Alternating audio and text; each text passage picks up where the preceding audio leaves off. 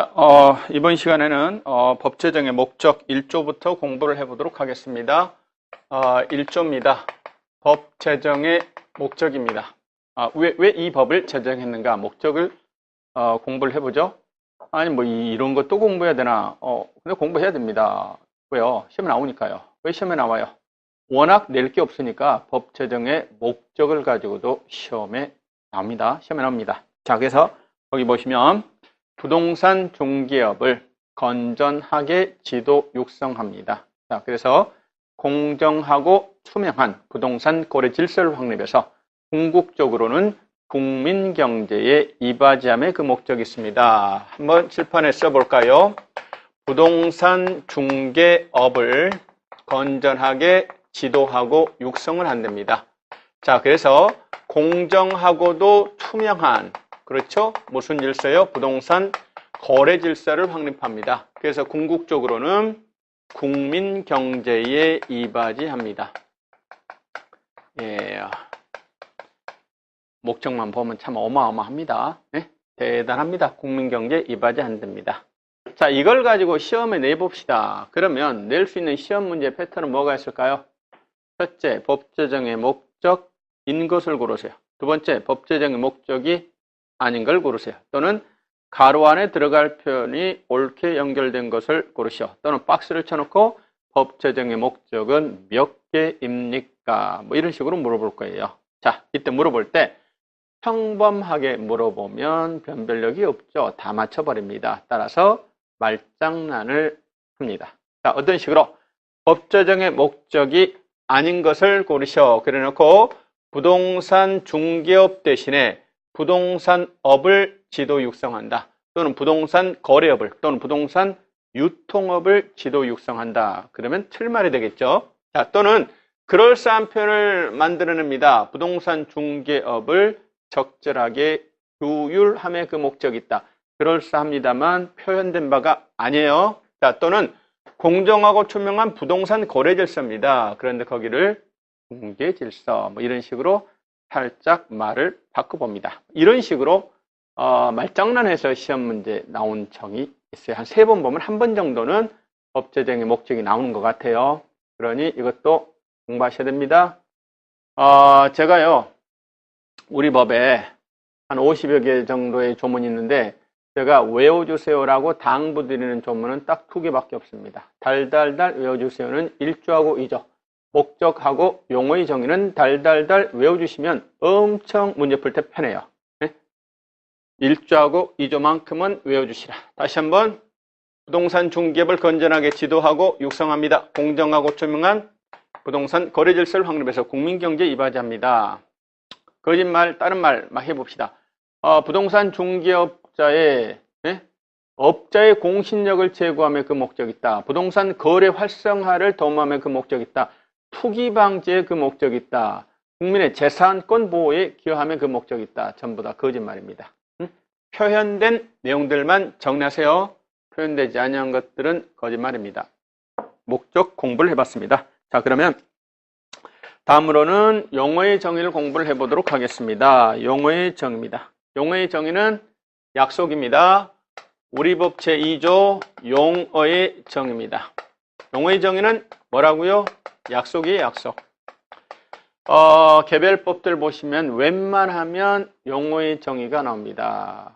건축법에도 나오고 도시개발법에도 나오고 웬만한 법에는 용어의 정의가 나옵니다. 용어의 정의는 뭐냐면 말 그대로입니다. 우리 법에서요, 이 말은요, 이런 의미로 쓰이고 있습니다.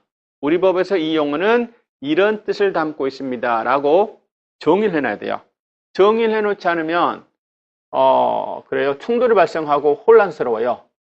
그 법에서 쓰는 의미하고 사회 일반에서 통용되는 의미하고 서로 충돌이 발생할 수 있다니까요. 법 해석에 혼란함을 가져올 수 있어요. 그래서 대부분의 개별법에서는 이 법에서 이 단어는 이런 의미로 쓰입니다. 이런 한계가 있습니다. 라고 정의를 해놓습니다. 이건 법이 정한 약속이니까 어떻게 해요? 약속에 충실하게 접근하셔야 돼요. 멋대로 해석하시면 된다, 안 된다?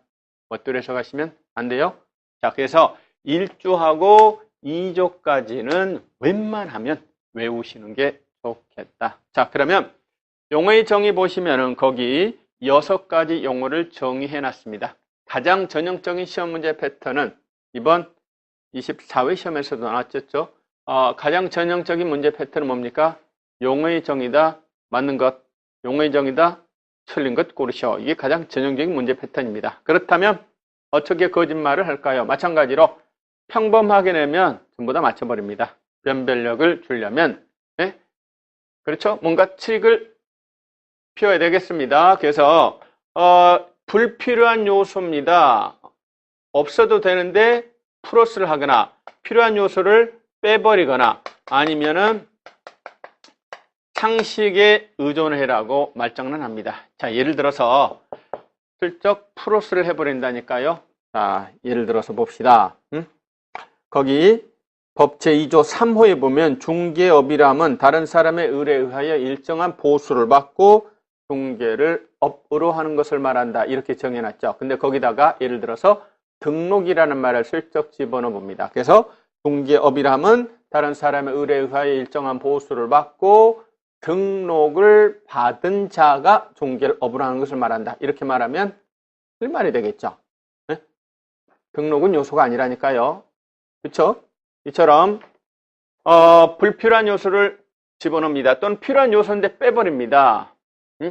자, 이거는 그때 용어의 정의 하면서 말씀드리겠습니다. 강조하고 싶은 건 뭐냐? 용어의 정의는 약속이다. 외우셔야 된다. 대충 외운다. 칼같이 외워야 된다. 칼같이 외우셔야 돼요. 네? 2조까지만 부탁드립니다. 나머지 조문은 대충 이해만 하시면 돼요. 1조, 2조는 외워주시는 게 좋습니다. 자, 그러면은 첫 번째 바로 중개라는 용어의 정의를 공부합시다. 중개. 한문으로는, 한자로는 이 중자를 씁니다. 이게 허금 중자도 되지만 가운데 중자도 돼요. 가운데 중, 끼일게, 가운데 끼어 있는 거예요. 다른 사람들 사이에 가운데 끼어서 그들 사이에 의욕하는 부동산 거래가 이루어지도록 전문적 지식과 경험과 노하우를 가지고 그들을 도와주는 거예요. 그래서 그들 간에 부동산 거래 계약이 체결되도록 두루두루 힘을 써주고 노력하는 것. 이게 바로 중개입니다. 자, 그럼 중개는 뭐라고 정의하고 있냐면 제3조 규정에 의한 중개 대상물에 대하여 거래 당사자 간의 매매, 교환, 임대차, 그 밖의 권리의 득실 변경에 관한 행위를 알선하는 것, 이렇게 정의를 하고 있습니다. 이게 좀 낯설어요. 네? 낯설죠? 말이 좀 어려워요. 다시 한번요. 중개람은 제3조 규정에 의한 중개 대상물에 대하여 거래 당사자 간의 매매, 교환, 임대차, 그 밖의 권리의 득실 변경에 관한 행위를 알선하는 것. 알선한다는 말은 남의 일이 잘 되도록 두루두루 힘을 써주고 도와주는 것. 네? 이런 걸 알선이라고 말합니다. 자, 봅시다. A하고 B하고 아파트를 사고 팝니다. 이거를 중개업자 갑이 중개합니다. 우리 사회 일반에서 이루어지는 부동산 거래 과정을 한번 살펴봅시다. 맨 처음에 A라고 하는 사람이 아파트를 처분하고자 합니다. 그러면 중개업소 찾아와서 뭐라고 해요? 중개업자 아저씨, 우리 아파트 좀 팔아주세요. 알았어요? 내가 배가격 받고 팔아드릴게요. 네? 중개를 의뢰하고 이를 승낙을 합니다. 네? 중개를 의뢰하고 이를 승낙을 해요. 이거를 흔히 이제 중개 계약을 체결한다 이렇게 말하겠죠? 우리 집 좀 잘 팔리도록 힘 좀 써주세요. 알았어요? 만약에 팔리면 내게 수수료 주셔야 됩니다. 중개 계약을 체결합니다. 자, 그 다음에 이제 중개업자가 뭘 해요? 네? 가망 고객을 발견했습니다. 그럼 뭐 하죠? 그분을 데리고 가서 그 집 보여주죠? 물건을 보여줍니다. 또 뭐도 해요? 여러 가지 정보를 제공하죠? 또 뭐예요? 조언을 하기도 하죠? 뭐 해요? 설득하기도 합니다. 또 뭐라고 돼요? 협박도 하죠. 사장님 빨리 이거 결정하셔야 돼. 지금 안 하시면 다른 사람한테 팔 거예요. 네? 여러 가지 서비스를 제공하는 거예요. 네? 그렇습니다. 그래서 A로 하여금 매도 결심을 하도록, B로 하여금 매수 결심을 하도록 여러 가지 너무 서비스를 제공하는 거예요. 그래서 결국 오케이, A하고 B하고 아파트 매매 계약이 체결됐습니다. 매매 계약이, 교환 계약이, 임대차 계약이 체결됐습니다. 당사자 사이에 즉 권리를 이전하려는 자와 권리를 취득하려는 자 사이에 체결되는 계약, 이걸 흔히 우리가 거래계약이라고 부릅니다. 매매계약, 교환계약, 임대차 계약 같은 거래계약이 체결이 됩니다. 자, 지금 당사자는 A하고 B예요. 중개업자는 당사자입니까? 도와주는 제3자입니까? 제3자예요. 네?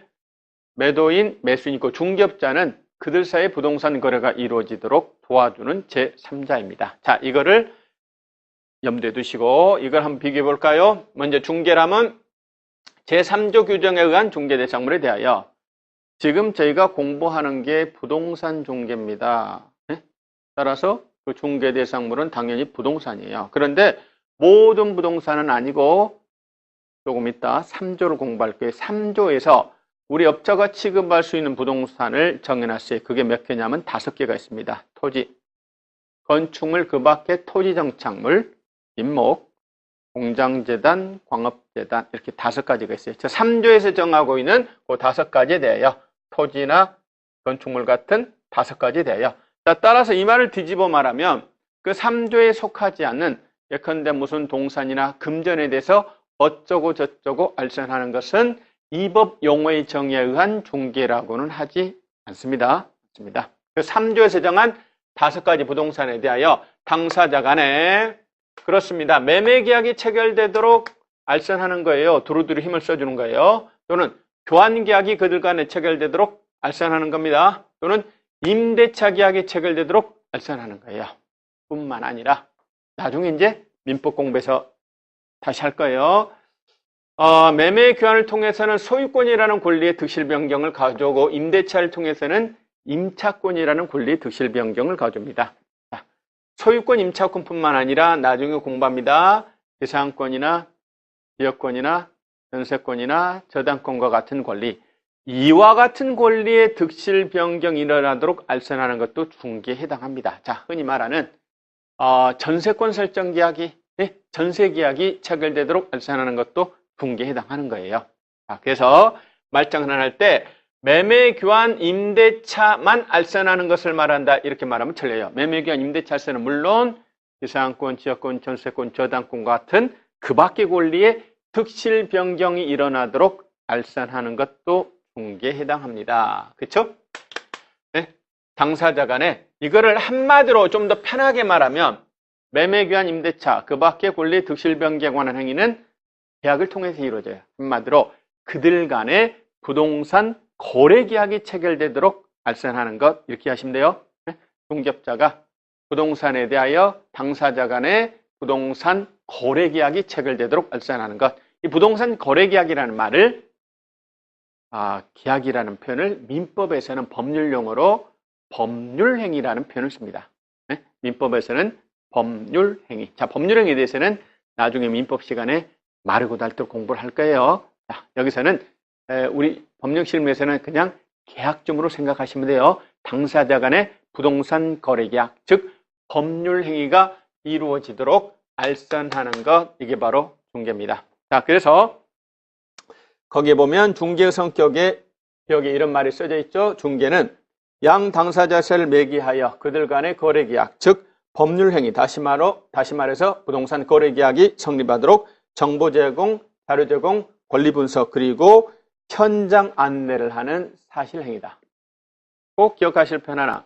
다른 건 잊어버리셔도 된다. 중개행위 자체는 뭐라고요? 사실행위예요. 중개행위 자체는 사실행위입니다.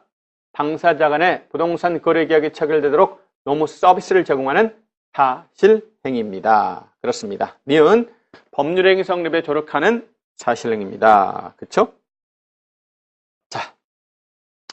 자, 이어서 두 번째 용어의 정의 중개업으로 넘어가 보도록 하겠습니다. 중개업은 다른 사람의 의뢰에 의하여 일정한 보수를 받고 중개를 업으로 하는 겁니다. 용어의 정의 두 번째 중개업으로 갑니다. 중개업은 필요한 요소가 3가지가 있습니다. 다른 사람의 의뢰에 의하여 일정한 보수를 받고 중개를 업으로 하는 겁니다.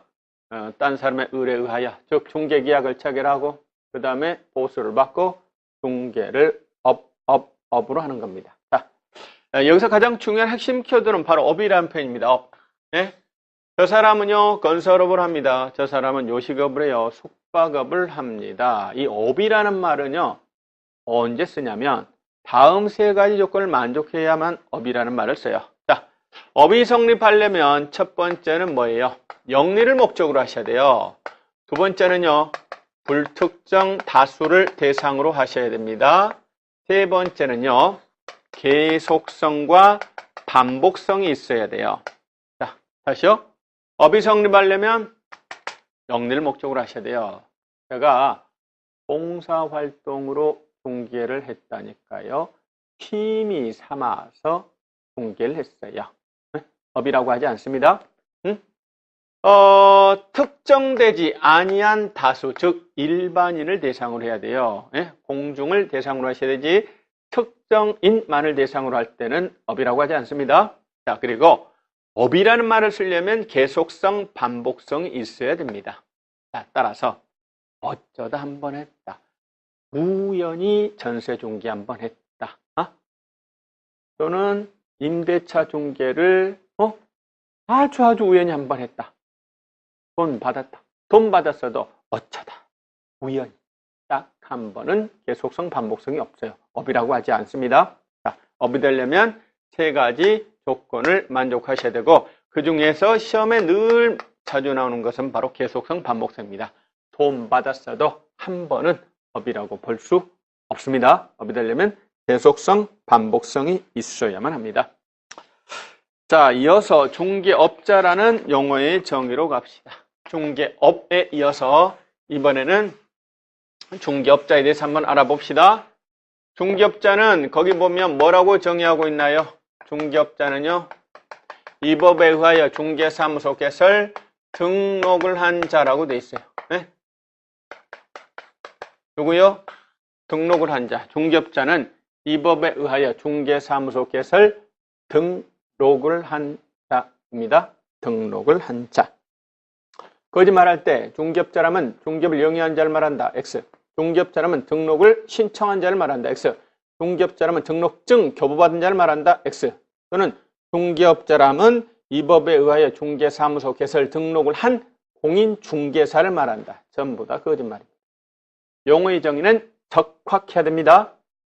개설 등록을 한 자. 자, 그러면 중개업자는요, 등록을 받으셔야 되는데 현재 우리 법에 의한 중개업자 종류는 종별은 세 가지가 있습니다.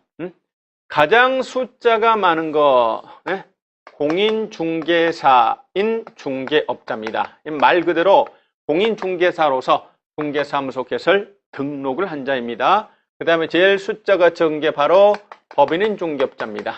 얘는 말 그대로 법인으로서 중개사무소 개설 등록을 한 자입니다. 자, 그 다음에 옛날 말로는 뭐라고 했냐면 중개인이라고 했습니다.